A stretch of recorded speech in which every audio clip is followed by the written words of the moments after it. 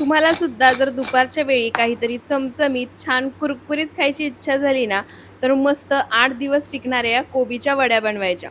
बनवायला तर सोप्या आहेतच, पण चवीला भन्नाट लागतात. सर्वात आधी वाटण तयार करून घेऊया. त्यासाठी मिक्सरच्या भांड्यामध्ये 10 ते 12 हिरव्या मिरच्या, 15 ते 16 लसणाच्या पाकळ्या, आलं आणि कोथिंबीर घेतलीये. ते सर्व काढून घ्यायचं. तुम्हाला वडी जशी तिखट बनवायची आहे, कमी किंवा जास्त, त्यानुसार हिरव्या मिरचीचं प्रमाण कमी जास्त करू शकता. त्यानंतर अर्धा चमचा जिरे, 1 चमचा धने घालायचे आणि लागेल असं पाणी घालून मिक्सरला फिरवून वाटण तयार करायचं. वाटण तयार झालं की आता इथे एक मी परात घेतलीये. आता यामध्येच आपण वडीसाठीचं पीठ तयार करून घेणार आहोत. सर्वात आधी इथे मी एक अख्खा कोबी खिसून घेतला आहे. खिसलेला कोबी या परातीमध्ये काढायचा. त्यानंतर इथे मी 1 वाटी ज्वारीचं पीठ घेतले. पीठ स्वच्छ चाळून घेतले. ते घालायचं. अर्धी वाटी बेसन पीठ आणि अर्धी वाटी तांदळाचं पीठ. तांदळाचं पीठ नसेल तर पाव वाटी तुम्ही रवा वापरू शकता. फक्त रवा बारीक वापरायचा. त्यानंतर तयार केलेलं वाटण घालायचं. 2 चमचे पांढरे तीळ, अर्धा चमचा हळद, 1 चमचा काश्मीरी लाल मिरची पावडर, अर्धा चमचा गरम मसाला आणि चवीनुसार मीठ घालायचं. आता सुरुवातीला हे सर्व साहित्य कोबीला जे पाणी सुटतं त्यामध्येच मिक्स करायचं आणि हे पीठ मळून घ्यायचं. सर्व पीठ कोबीमध्ये मिक्स करून घेतलं की त्यानंतरच आपण यामध्ये लागेल असं थोडं-थोडं पाणी घालणार आहोत आणि पीठ मळून घेणार आहोत. तर इथे पहा, कोबीला सुटणाऱ्या पाण्यामध्येच बसेल एवढं पीठ मी छान असं मळून घेतलं आहे.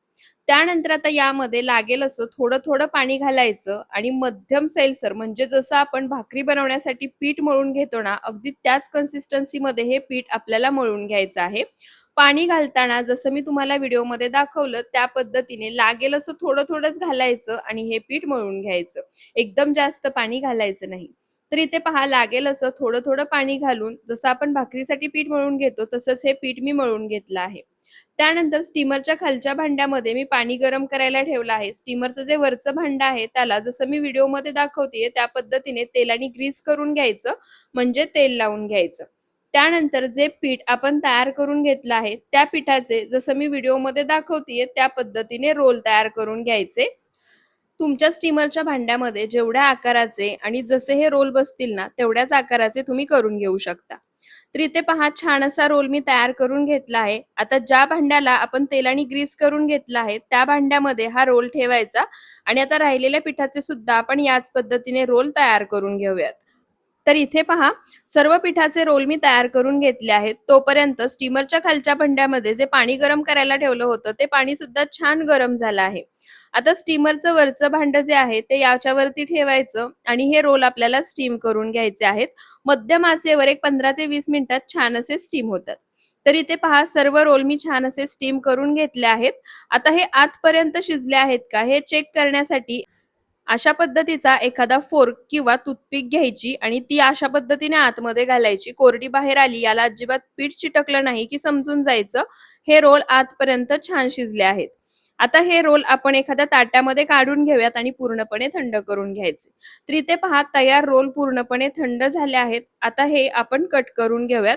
तुम्हाला जशा वड्या हव्या आहेत, पातळ किंवा मध्यम जाडसर अशा आकारामध्ये तुम्ही कट करून घेऊ शकता.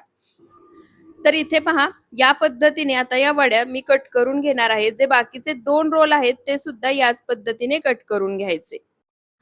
तर इथे पहा सर्व रोल मी कट करून घेतले आहेत. छान अशा वड्या तयार झाल्या आहेत. आता या वड्या तुम्ही अशाच खाऊ शकता, पण मला छान कुरकुरीत आवडतात त्यामुळे मी तळून घेणार आहे. गॅसवर कढईमध्ये आधीच तेल गरम करायला ठेवलं होतं. एक घाणा मी तळून घेतला आहे. आता राहिलेल्या वड्या तळून घ्यायच्या. त्यासाठी तेलामध्ये बसतील एवढ्याच वड्या तेलामध्ये सोडायच्या. सुरुवातीला 1 मिनिटभर मोठ्या आचेवर या वड्या तळायच्या. त्यानंतर गॅसचा फ्लेम मीडियम टू लो करायचा आणि मीडियम टू लो फ्लेमवर सतत झाऱ्याने अलटी-पलटी करत छान सोनेरी रंग येईपर्यंत या वड्या तळून घ्यायच्या. फक्त वड्या तळून घेताना लक्षात ठेवा गॅसचा फ्लेम मीडियम टू लो ठेवायचा. मोठ्या आचेवर तळायच्या नाहीत, नाहीतर मग वरून लगेच रंग बदलतो आणि आतून वड्या तशाच मऊ राहतात. तर इथे पहा वरून छान सोनेरी रंग येईपर्यंत या वड्या मी तळून घेतल्या आहेत आणि जसं मी तुम्हाला सुरुवातीला सांगितलं वड्या तळून होईपर्यंत गॅसचा फ्लेम मीडियम टू लोच होता. आता या वड्या एखाद्या ताटामध्ये काढून घ्याव्यात आणि ज्या राहिलेल्या वड्या आहेत त्या सुद्धा अगदी याच पद्धतीने तळून घ्यायच्या आणि त्यानंतर तुम्हाला दाखवते.